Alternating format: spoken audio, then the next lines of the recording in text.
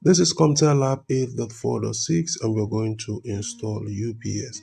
So a UPS protects against overload and under voltage conditions. The battery included with the UPS provides backup.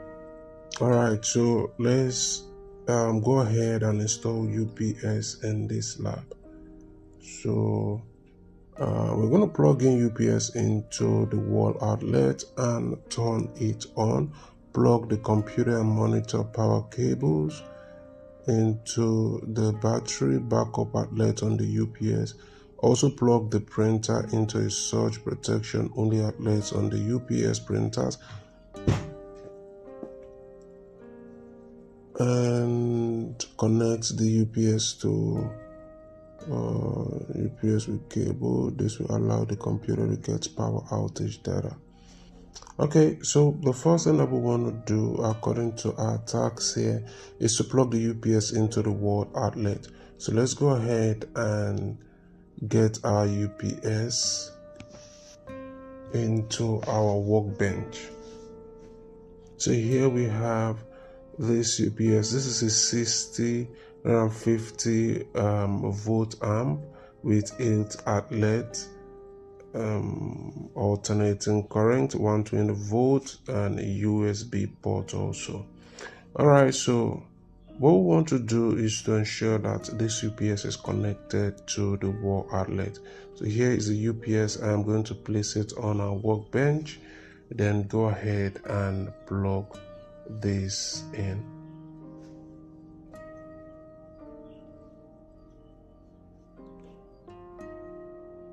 So we're going to plug in the UPS.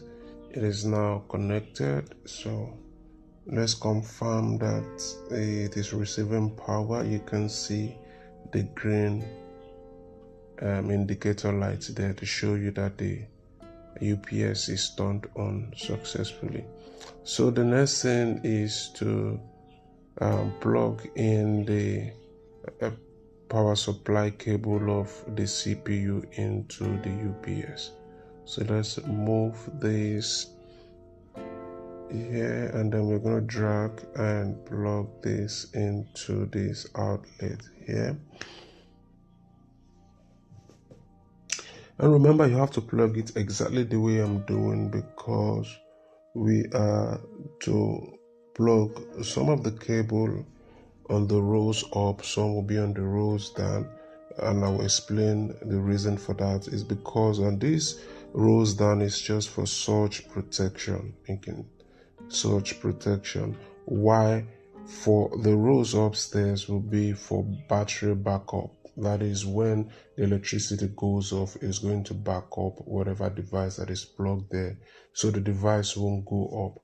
Why for the rows downward is just to protect against a power surge. All right, so that is it. So let's go ahead and plug in the other appliances to the UPS accordingly. So let's plug in the monitor. So let's turn back and we'll locate the monitor cable. Where is the monitor cable? So we'll go ahead and plug the monitor cable. We're going to plug it in here. So here is the printer cable. So the printer cable, plug the printer cable into the surge protector. So the printer cable is going to come on the rows downward. And the reason is because we do not need uninterrupted power supply going into the printer, because it is not an essential appliance. If the power goes off, the printer can go off, but at least we wanted to protect against a power surge.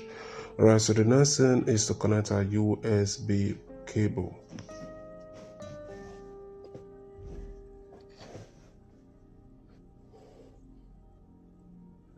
So for the USB cable, one end is going to come into this port, and the other end we want to plug it into the port on the UPS. Okay, so we're going to select this. Let's make this bigger so that you see the USB port. We're going to come over here. Let's drag this down and let's move this to the side. You can see the USB port here. This is the area we're going to plug this in. So we're going to plug this in here.